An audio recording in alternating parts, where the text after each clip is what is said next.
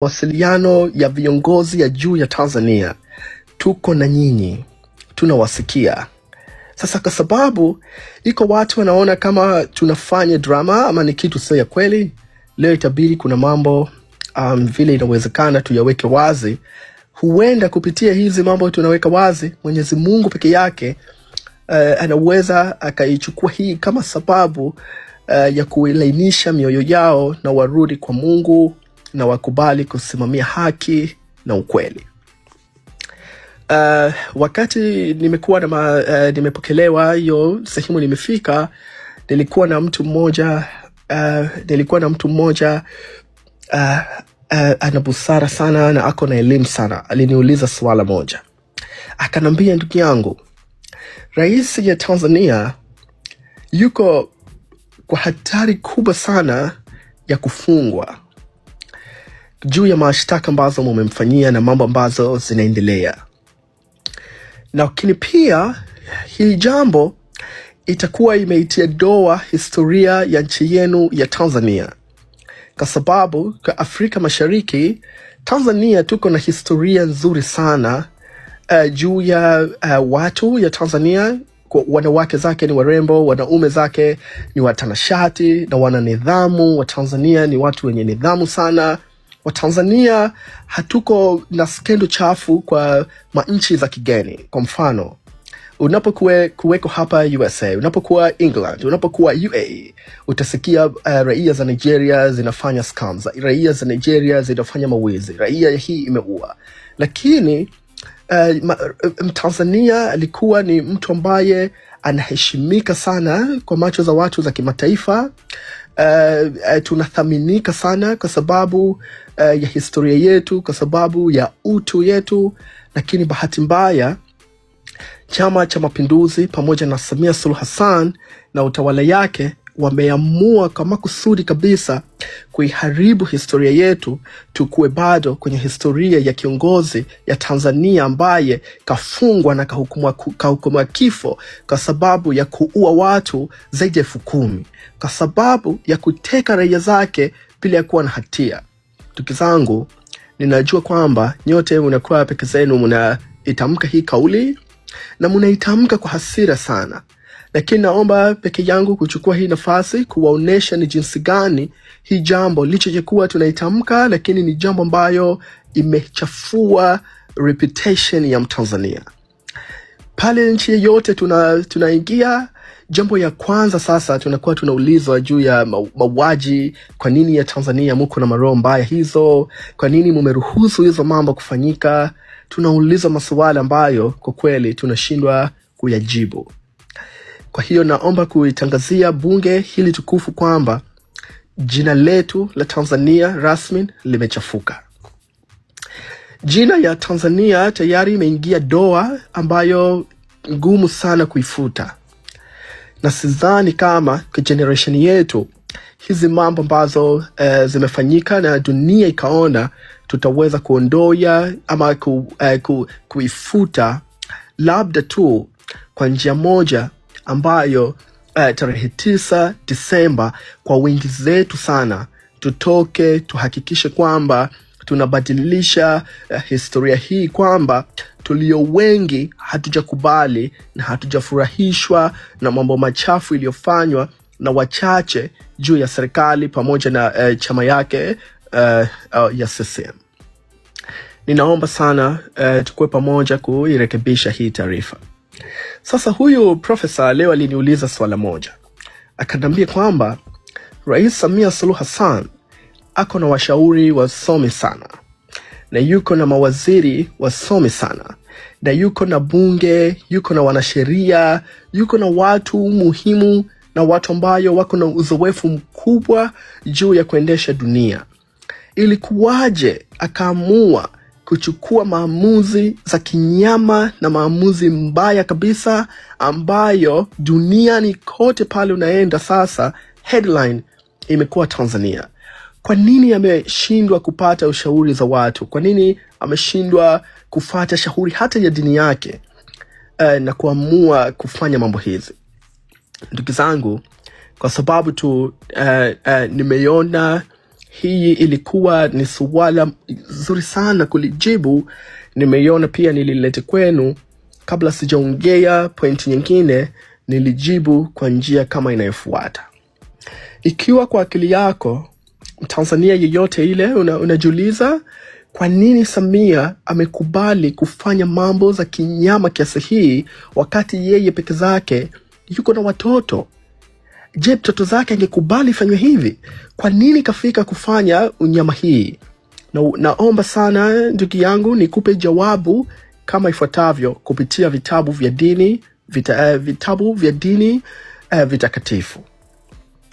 Ndugu yangu, kwa mujibu ya Biblia takatifu, inathibitisha kwamba Mwenyezi Mungu mtukufu peke yake kuna wakati anapomuona binadamu ambaye amefanya maasi na mambo mabaya sana kwa siri ama kwa dhahiri, Mwenyezi Mungu anampelekea ujumbe ya aina tofauti kuweza kumuonya kwamba awache.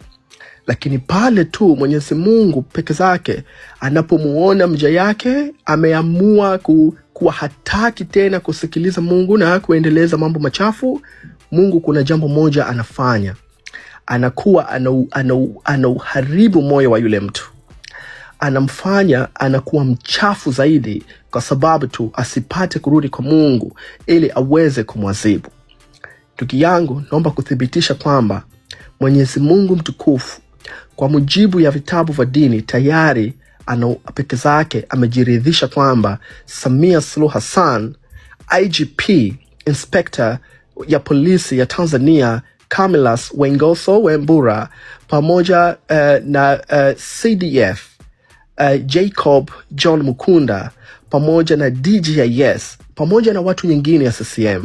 Hawa ni watu ambao wamefanya mambo mabaya zaidi ya haya huko nyuma, na sasa tu Mungu ameiziba mioyo yao, ameziba macho zao sisiweze tena kurudi kwa Mungu ili Mungu aweze kuyaadhibu hapa duniani na akayachome.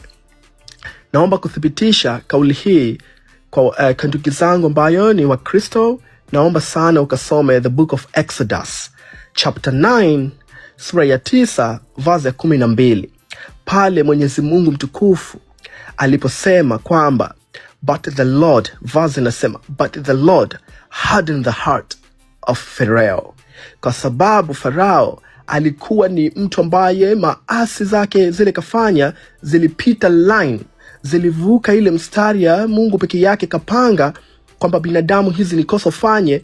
Yule Farao alipita, basi Mungu peke zake kwa kukasirika kwake akaamua kufanya moyo wa Farao ukue mgumu sana, asiweze tena kurudi kwa Mwenyezi Mungu, kwa sababu tu aweze kufika siku akamutese na amchome, na Mungu alifanya hivyo. Lakini ndugu yangu, ikiwa kwa sababu haujatosheka na vazi hiyo, na kuomba unapopata muda kasome Biblia takatifu tena katika New Testament, Agano Jipya, Book of Romans chapter 11 vazi ya 7 mpaka ya 8. Kasome Book of Romans ukiwa uko na Holy Spirit ndani yako. Kasome chapter 11 vazi ya 7 na vazi ya 8. Utaona ni jinsi gani Mwenyezi Mungu anasema kwamba kuna watu kwa hii dunia, kwa sababu tu ya madhambi na mambo mabaya zile wamefanya, Mungu anakuwa amekasirika nao na hawataki tena, na anawafunga mioyo yao na mimacho zao na maakili zao waendelee kufanya maasi tu, ili kusudi aweze kuwachoma na kuwatia kwa mashida makubwa kama shida ambayo Samia Suluhu Hassan sasa yupo nayo. Kama haujapata nafasi ya kusoma Book of Romans, tafadhali nenda kasome tena Isaiah. Kasome the book of Isaiah chapter 6 verse ya 9 mpaka 10. Na pia kasome the Gospel of John, 1 John. Kasome Gospel of John. Kasome Gospel of John chapter 12 verse 40. Utaona ni jinsi gani Mungu kuna baadhi ya watu anakuwa anawachafua macho zao, anawachafua mioyo yao, hata wafanye jambo baya gani hawapati hisia tena kama ile jambo ni baya, kama ile jambo ni baya. Sasa ndugu yangu, kwa sababu pia ningependa kuwathibitishia ndugu zangu ambayo wanaamini juu ya Islam pamoja na Qur'ani tukufu, kwamba hata katika Qur'ani tukufu hizi mambo zimetajwa. Ndugu yangu ambaye unaamini Qur'ani na unaamini kwamba Muhammad alikuwa ni mtume ya mwisho, tafadhali sana unapopata nafasi leo kasome suratul Baqara. Kasome suratul Baqara, pale Mwenyezi Mungu anavyoeleza kwamba kuna watu kwa sababu tu ya maasi makubwa ile peke zake wamefanya kwa dunia, Mungu anaamua kuyaziba macho yao, anaamua kuziba masikio zao, na anaamua kuziba mioyo zao ili wasiweze tena kuona kama wanakosea, wasiweze tena kusikia hata tuwaambie nini, na mioyo zao hazitaweza tena kurudi. Hii verse utaikuta kwa suratul Baqara, suratul Baqara aya ya 7 kuja chini. Naomba mniruhusu nisome kama ifuatavyo. Baada ya a'udhu billahi minash shaitani rajim, Mwenyezi Mungu amesema kwamba khatama Allahu ala qulubihim wa ala sam'ihim wa ala absarihim ghishawatun wa lahum adhabun adhim. Maana yake Mwenyezi Mungu tayari kuna watu kwa sababu tu ya zile mambo mbaya wamefanya, na Mungu kwa kiwango ile aliyokasirika nayo anaamua kuyafunga mioyo zao.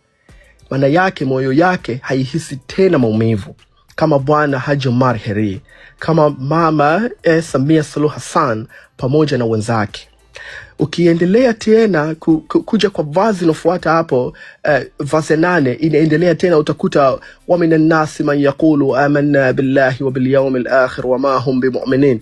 Inaendelea, mwisho yake sasa raha zaidi kuna vazi ya 18 kwa suratul Baqara inasema hivi. Sikiliza kwa makini. Inasema hivi. Inasema summun bukmun umyun fahum la yurja'un.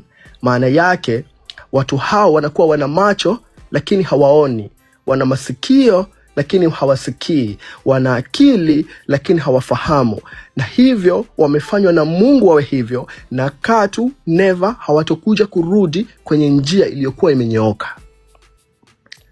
Tukizangu kwa dini, nitapenda leo nifikie hapa kuwathibitishia kwamba kwa mujibu ya Biblia takatifu, kitabu cha Mwenyezi Mungu kupitia Biblia na kupitia Qur'ani takatifu amethibitisha kwamba peke zake kwamba kuna watu kwa sababu ya ubaya waliokuwa wameifanya kwa hii dunia, tayari watu hao wapo katika position inayoitwa no return. Hawawezi tena kurudi kwa Mungu zake peke yake. Na ndio maana mimi ninaamini kwamba hawa watu hawatakiwi tena tuwape maneno mazuri, isipokuwa kilichobakia ni kuwa paralyze pamoja na kuwasukuma kwa mashtaka, wakashtakiwe na kila mtu alipwe kile kafanya, kwa sababu tu ya hukumu aliyeua ni kuliwa. Hili ni jambo peke zao wanalostahili. Hakuna mtu yeyote sasa unaweza kumfunua macho Samia Suluhu Hassan. Hakuna mtu yeyote sasa unaweza kufunua macho ya Emmanuel Nchimbi, kwa sababu Emmanuel tayari macho zake, akili yake, moyo yake Mungu tayari ashaifunga kwa sababu ya zile dhambi kubwa ambazo amezichafua. Kwa zile dhambi kubwa ambazo amefanya. Naomba kuja kwa taarifa nyingine. Nimewapa taarifa hiyo makusudi tu musitese nafsi zenu kusema nao hawa majamaa. Musitese nafsi zenu kudhani kwamba hawa wanataka mazungumzo ya amani kweli. Musitese nafsi zenu kujua kwamba hawa ni watu labda tu iko siku watarudi. Hawa ni watu ambayo mioyo yao na macho zao na akili zao Mungu amezifunga kwa sababu tu ya zile jambo ubaya mkubwa sana ambayo kwa hii dunia peke zao tayari wamefanya. Hiyo ndio jawabu ambayo ningependa kuwapa, na nakuombeni sana kama ikiwa Mungu atawabariki mufungue vitabu vitakatifu vya Mwenyezi Mungu. Ndani hizi vitabu kuna hekima kubwa sana na kuna busara kubwa sana na kuna mambo mingi sana ambayo tunatakiwa tukue tunayafahamu kwa ajili ya kuweza kuyafanya maisha zetu zikuwe bora na maisha ya heshima zaidi. Ndugu zangu, nipo na taarifa kubwa sana, na najua hii taarifa itawashitua sana leo, hasa IGP Wambura pamoja na Tanzania Intelligence Security Services, maana yangu ni usalama ya taifa, pamoja na kamati kubwa ya CCM Tanzania. Ndugu zangu, nipo na taarifa yenye ushahidi. Nipo na taarifa yenye ushahidi ambayo tayari nimemtumia IGP kwa email yake, na tayari nimetuma kwa email za kamati ya CCM Tanzania, na tayari peke yangu nimeituma taarifa hii kwa mkuu ya majeshi. Na kama bado itakuwa ni jambo haitoshi, taarifa hii kama hivi sasa tunaongea, nimeshapeleka ushahidi huu kwa ofisi za UN Tanzania. Na kwa sababu tu nimeiona leo bwana waziri mkuu anasema kwamba tuiamini vyombo vya dola, naomba sana mumpelekee ujumbe yangu waziri mkuu ya Tanzania kwamba aisome email ambayo imeingia kwa email yake masaa 2 imepita kutoka sasa, yenye ushahidi ambayo ndugu zangu naomba kuwapa kama inavyofuata.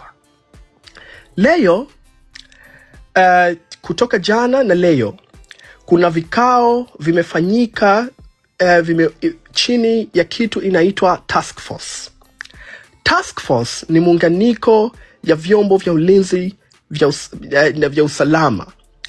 Task force hii kuna watu ambayo wametoka TIS pamoja na Police Tanzania, pamoja naamini kwamba kutoka jeshi, na kuna maofisa 6 kutoka Chama cha Mapinduzi Tanzania. Wameweka task force hii na tayari wamepewa pesa ya kufanya hii jambo, na hii kazi yao imepewa baraka na rais ya Tanzania, kwamba wameandaa vijana na wameyapatia mafunzo kama ya siku 3, mafunzo ambayo waje kutoa ushuhuda kwamba waliandamana kwa sababu walilipwa pesa.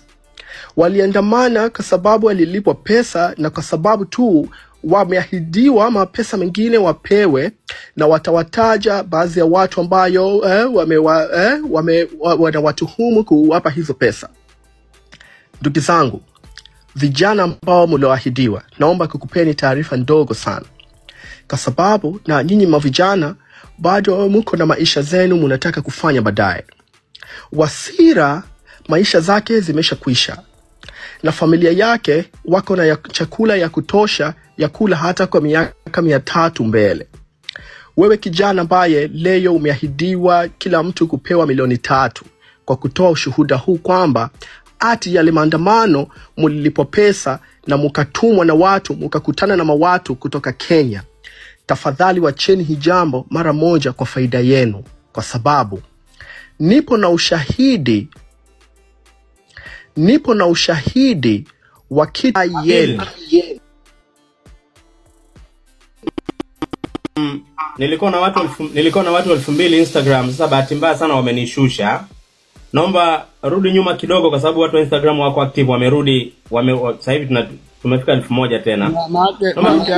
Hata nani Abiri naye walikuwa Abiri huko vizuri hapo. Wananishusha watu juu kwa nini? Asante sana. Sasa ni dhahiri kwamba huenda Mama Samia Suluhu akashikwa na kupelekwa pale ICC. Hii ni baada ya Abil na wenzake pale wamekuwa wakitoa hizo fununu kwamba kesi imewasilishwa ICC na evidence pia imepelekwa pale. Kilichobaki sasa ni Mama Samia Suluhu kukamatwa na kupelekwa pale, ambapo wana Tanzania wameweza kufurahia jambo hilo, wakitaka aweze kukamatwa ili aweze kulipia zile lawama ambayo aliwekewa ya mauaji.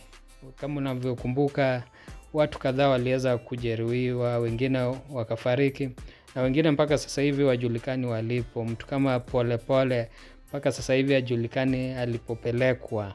Ni hayo tu kwa sasa. Sijui una maoni gani kuhusiana na hilo. Kama uko na maoni niachie hapo kwenye comment section. Kama huja subscribe, na kuomba uweze kusubscribe, finya notification bell ndio wakati wote tunapata habari kama hizi unakuwa wa kwanza kuipata. Hadi wakati mwingine, nakutakia usiku mwanana.